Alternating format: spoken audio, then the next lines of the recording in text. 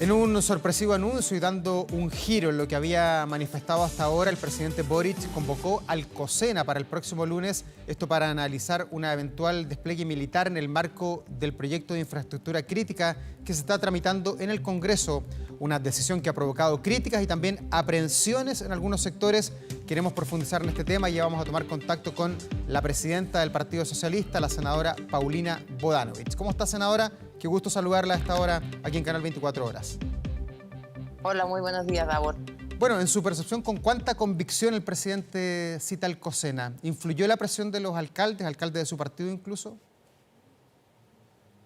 Creo que lo importante es que esta oportunidad de la citación al COSENA da la oportunidad de discutir en forma interinstitucional el problema de la seguridad, que hasta ahora se aborda desde el gobierno con este plan de combate contra el crimen organizado que se ha implementado con medidas que ayer también se han anunciado y que tal vez producto de este anuncio han quedado un poco invisibilizadas, pero que son bien importantes, como el hecho de que vaya a haber 50 puntos con carabineros donde haya un chequeo permanente en ciertas horas de la tarde y de la noche, de manera tal de ir marcando esa presencia territorial y recuperando el espacio público, particularmente el control de él en las noches, de manera tal que haya un diálogo entre las distintas instituciones, el Congreso, representada por sus dos presidentes, la Contralora General de la República, el presidente de la Corte Suprema,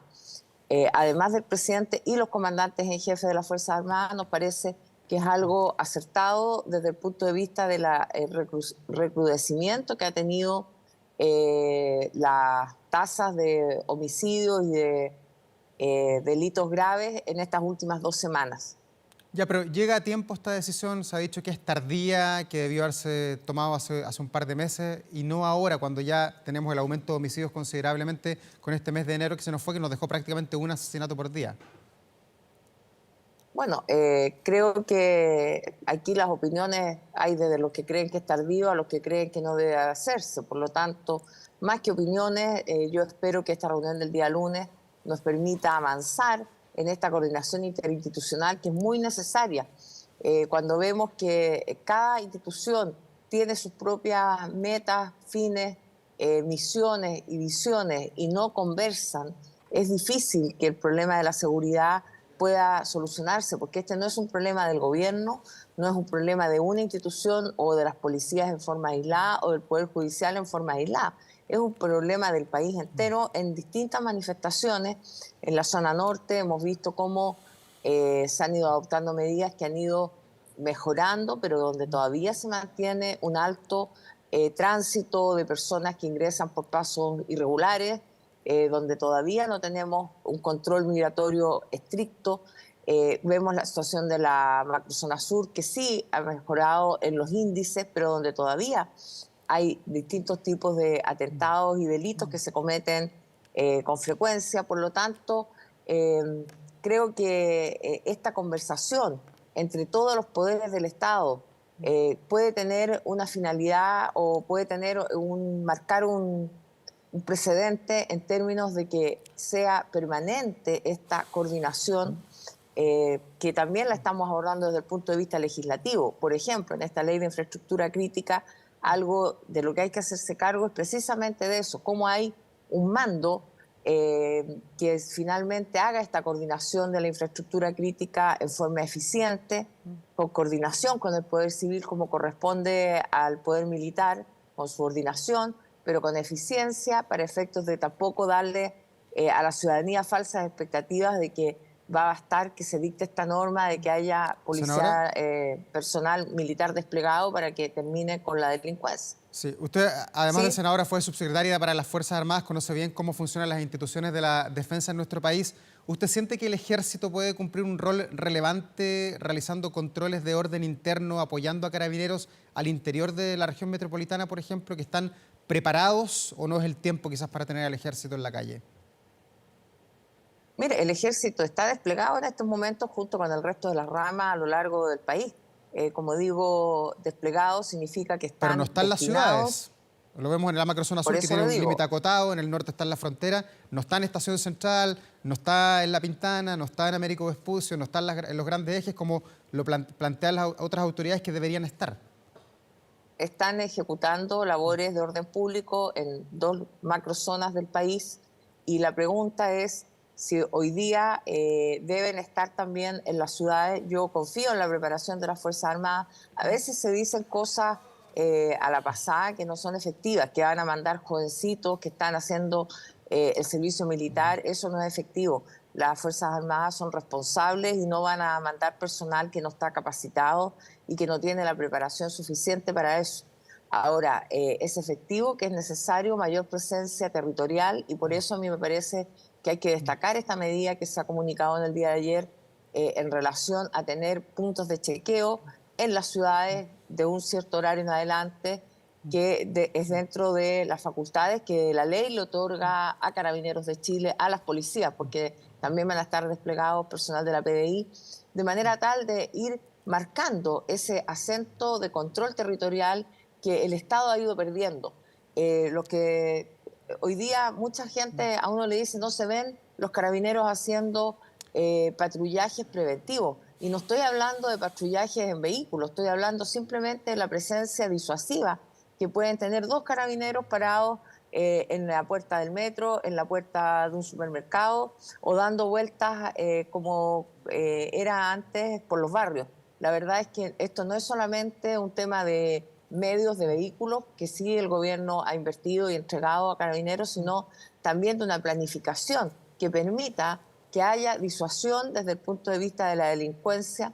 Y lo segundo, Davor, creo que el Poder Judicial y la Fiscalía también tienen un rol muy importante, porque la impunidad de la delincuencia es la que finalmente termina estimulando aquello. Si tenemos personas que son detenidas, ahí están mostrando ustedes imágenes de portonazos, de abordazos, bueno, y si esas personas son detenidas y puestas a disposición de la justicia y 2 días después están en libertad, la verdad es que hay un estímulo perverso del sistema a que se continúe delinquiendo. Por lo tanto, y por eso es tan relevante esta conversación del día lunes, que creo que también la abordó en parte el ministro de Justicia la semana anterior cuando hizo la reunión de coordinación en el Ministerio de Justicia con los poderes del Estado, que tienen que ver con una comisión que quedó formada desde la época de la reforma procesal penal de coordinación. Y esa reforma procesal penal creo yo que también, y lo he dicho en reiteradas ocasiones, hay que revisar los nudos críticos que arroja, hay que revisar, por ejemplo, la situación de la flagrancia, que es algo que se está discutiendo en el Congreso, y otras situaciones donde podemos mejorar sin duda la aplicación de las normas por fiscales y jueces. Ya. Senadora, usted dice que confía en la labor, en la preparación, en el aporte que eventualmente puede hacer el Ejército de Chile en control de orden público interno en las ciudades. Desde ese punto de vista, ¿cómo recibe usted las aprehensiones que han planteado algunos parlamentarios del Partido Comunista que expresan su preocupación por restricción a las libertades, por los derechos humanos, que derechamente no les gustó nada la decisión que tomó el presidente Boric? ¿Cómo se convive en una coalición donde hay pensamientos tan disímiles? Bueno, aquí cada uno, por supuesto, da su opinión a título personal. Lo importante es que ¿Pero el tienen Partido asidero esas Comunista críticas o no? ayer ha sacado una declaración donde respeta las facultades del presidente, las valora y señala que obviamente, y es obligación de todo funcionario público, dentro de los cuales también están las Fuerzas Armadas y de orden, respetar los derechos humanos. Yo no veo una contraposición entre la labor y actuación que puedan hacer las fuerzas militares con el respeto a los derechos humanos. Creo que tenemos que ser comprensivos de la realidad que estamos viviendo hoy día, de que no es posible, digamos, preventivamente o previamente negarnos a analizar situaciones en la medida que esto se haga en una conversación, soy reiterativa al respecto, interinstitucional de los poderes del Estado, buscando las mejores herramientas para ello. Pero se friccionan aquí las llamadas 2 almas de alguna manera del gobierno, porque usted es del Partido Socialista, el Partido Socialista ha estado mucho más proclive a algunas normas de seguridad que ha tomado el presidente Boric, pero el Partido Comunista ha votado prácticamente en contra en todas las iniciativas emblemáticas en temas de seguridad, para qué decir también en los estados de excepción que rigen en el país. ¿No hay una contraposición allí de sobrevivencia, de mirada común quizás para enfrentar algo que es transversal, que es el combate a los delitos, a la delincuencia en el país? Mire, yo creo que lo importante aquí es la decisión que adopta el presidente de la República, más allá de las opiniones de los partidos de la Alianza. Por cierto, el Partido Socialista hemos tenido siempre una postura entendiendo lo que nos transmiten las distintas personas a lo largo de Chile, que hay que tomar este tema de la seguridad prioritariamente. Sin seguridad no podemos ejercer el resto de los derechos y por lo tanto para nosotros es una gran preocupación este tema, de manera tal que, reitero, lo importante es la decisión que adopta el presidente, la conducción que ha hecho la ministra Toá, que la hace a nombre de todo el gobierno y no de un partido o de otro, entendiendo, como digo, que esta es la mayor preocupación de chilenos y chilenas y por lo tanto tenemos que actuar, no podemos dejar pasar más tiempo porque día que pasa en que los delincuentes se sienten habilitados para seguir cometiendo delitos atroces en las calles, es un día menos para poder recuperar ese control desde el Estado de nuestras calles, de nuestros barrios, donde tenemos que poner término a este control que en algunos lugares ha tomado el narcotráfico. Aquí hay una lucha que tiene que ser del Estado contra el crimen organizado. No basta con las acciones que puedan hacer cada una de las instituciones por separado, sino que de verdad tiene que haber una organización mucho mayor de todo el aparato estatal para ir en persecución de estas mafias y del crimen organizado. Ya. Y la posibilidad, senadora, de que los militares hoy día estén en las calles, ¿es necesario para aquello tener una nueva ley? Se ha hablado de la ley de infraestructura crítica, pero hoy día también rige la constitución política del país, donde hay estados de excepción constitucionales que el presidente Boric podría invocar, como lo ha hecho en el norte del país y también en la macrozona sur. ¿Esa vía a usted no le parece que sea la vía más elemental, la que mejor funcione en el caso de Santiago? ¿Hay que tener una ley especial, que en este caso sería la ley de infraestructura crítica, o no? Existe la posibilidad de dictar un estado de excepción Sí. constitucional y yo creo que no tenemos por qué descartar a priori ninguna medida. Son facultades constitucionales del presidente de la República y si después de un análisis hecho con el resto de las instituciones, el resto de los poderes del Estado, se llegara a esa conclusión, por cierto, es porque es necesaria.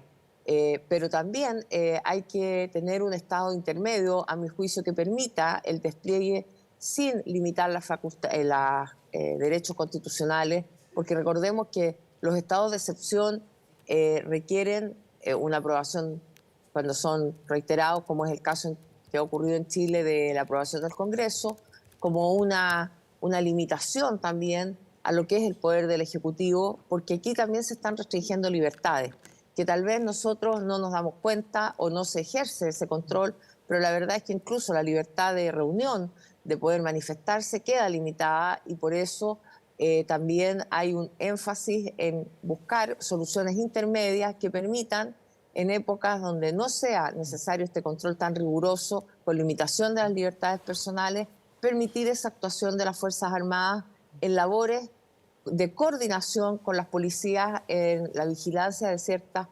infraestructura crítica, que pueden ser los aeropuertos, torres de alto control, hospitales en ciertas zonas, en fin, lo que finalmente se termine estableciendo como susceptible de ser cuidado, custodiado por las Fuerzas Armadas, pero que no requiera a la vez una limitación de los derechos de las personas. Por lo tanto, a mí me parece urgente que avancemos en esta ley. Ayer mismo estuve en conversación con el presidente de la Comisión de Defensa, el senador Piu, pusimos nuestros equipos técnicos para que avancen durante estos días, para que en definitiva en marzo podamos llegar con una ley que esté mucho más concordada, de manera tal que el debate que se pueda hacer en el Senado sea un debate ágil, rápido y que nos permita aprobar a la brevedad esta ley. Ya. Usted dice marzo, senadora, pero también otros parlamentarios dicen que están disponibles para eventualmente convocarse, si es que los llaman, en el mes de febrero para aprobar esta ley. ¿Van a estar allí los votos del Partido Socialista si es que hay que legislar quizás de manera un poquito más apurada, express, viendo la magnitud del problema? Mire, este es un tema sumamente importante que yo creo que no puede ser legislado de forma express, digamos, tendiendo por express una falta de discusión y de análisis. Ya. Son temas muy importantes donde el nudo central son las reglas de uso de la fuerza. Por lo tanto, requerimos que esto avance con celeridad, pero con mucha responsabilidad. ¿Y qué se puede esperar de los militares? ¿Usted cree que van a estar eventualmente, si es que los convocan, custodiando las calles, haciendo estos checkpoints de los que tanto se ha hablado como los que hubo en los tiempos de la pandemia? ¿O usted los ve realizando otras labores? Porque esto se complementa, usted lo decía al inicio de esta entrevista, con otras medidas que está tomando el gobierno, como el Gabinete de la Seguridad y también esta coordinación con carabineros, que ya van a estar más de 500 carabineros en 50 puntos, 24 horas del día. ¿Qué rol le queda por jugar al Ejército de Chile o eventualmente a la Marina, a las Fuerzas Aéreas, si es que las convocan? Sí, mira, creo que es bien importante que se entienda que las Fuerzas Armadas actúan de acuerdo a planes que se les proponen para poder participar en coordinación con las policías. Aquí el rol constitucional principal de mantener y custodiar el orden público lo tienen las policías y particularmente Carabineros de Chile. Por lo tanto, tiene que haber un plan en que se coordinen y que las Fuerzas Armadas permitan una mayor, digamos, acción como ha sido, por ejemplo, en la macrozona sur, donde estar en las calles, por ejemplo, o en las Sí. rutas, con su presencia, por supuesto, desincentiva la comisión del delito y va en apoyo de la labor de carabineros. Esto no es que las Fuerzas Armadas reemplacen a las policías, porque el rol constitucional principal de las policías es aquel, pero por cierto, las Fuerzas Armadas van a estar disponibles para lo que la autoridad les indique como parte complementaria de un plan de seguridad nacional, un plan de seguridad donde tengamos la certeza de que estamos recuperando nuestras calles y nuestras rutas, donde estamos recuperando los barrios. Por lo tanto, me parece que es importante este diálogo que se haga, no solo el día lunes, sino que yo espero que este diálogo se inicie el día lunes, pero que sea en forma permanente. Senadora Bodanovich, lo último, colegas suyos durante esta jornada van a ir al Tribunal Constitucional a presentar un pronunciamiento, a pedir un pronunciamiento por la llamada ley corta de las ISAPRES, por lo que tiene que ver con la mutualización. ¿Usted avala este camino? ¿Le gusta que esto, en la mitad además de la tramitación, ya esté en el TC?